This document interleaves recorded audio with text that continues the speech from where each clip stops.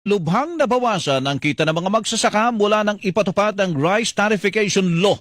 Batay sa pag-aaral ng Ibon Foundation, bumagsak na mahigit sa 40% ang kita ng mga magsasaka mula nang ipatupad ang naturang batas. Halina't tunghayan ang kwento ng dalawang magkaibang mundo. Sa umaga, sabay na nagigising ang dalawang magkaibang mundo. Isa sa gitna ng bukirin, isa sa urbanong lugar. Ngunit ang pera sa lungsod ay mabilis dumaan sa kamay. Ginagamit para sa mga luho tulad ng mga kape mula sa mga mamahaling coffee store. Ako si Arturo Barnacha. Ang edad ko ay 60. Paggising sa umaga, pupunta na sa bukid. Yun ang bukid ang asikasuhin. May iyahon sila sa magandang buhay. Mapag-aral, kaya nagsusumikap.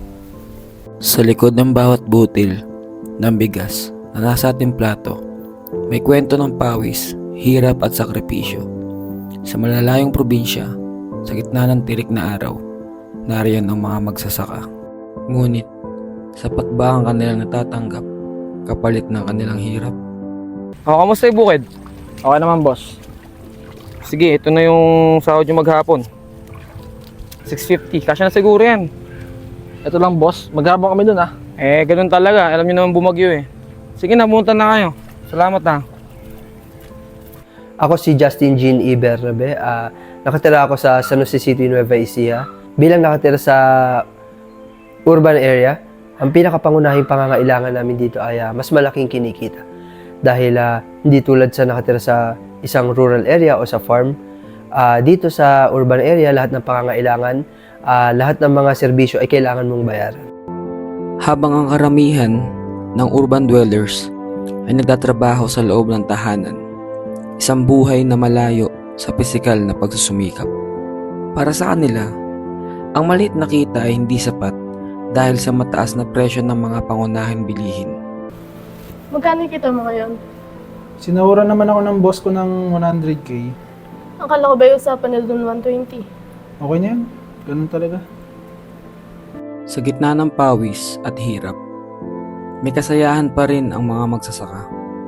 Alam nila ang halaga ng bawat butil ng pagkain. Sa kanila, ang pagkain ay hindi luho, kundi biyaya. Tulad ng mga kulay sa kanilang tanim at kanin na mula sa pawis ng kanilang trabaho. Anak, halika na, kakain na tayo. Tay, halika na, kakain na. Wow, may sardinas! Kahapon kasi wala. Puro kamote. Kumakain na pala kayo. Idala akong ulam oh.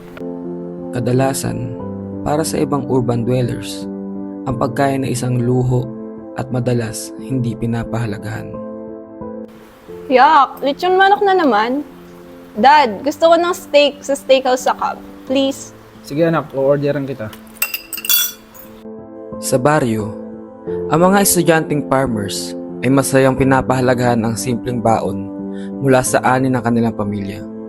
Habang ang ibang estudyanteng urban dwellers ay tila laging nakukulangan kahit na malaki ang kanilang baon. Mga anak, eto na yung baon nyo. Nay, masyadong malaki tong 50. Oo nga naman, masyado itong malaki. Okay lang yan mga anak. O mga anak, ito yung baon nyo. Jila, eto namin sa'yo. 500 lang? Kulang to. Magsha-shopping pa kami mamaya ng mga kaibigan ko. Dad! Oo nga dad, ito lang. May party-party pa kayo mamaya ng mga friends ko sa presim. Sige anak, eto ba? Ati kayo. Thank you, Dad. Thanks, Dad.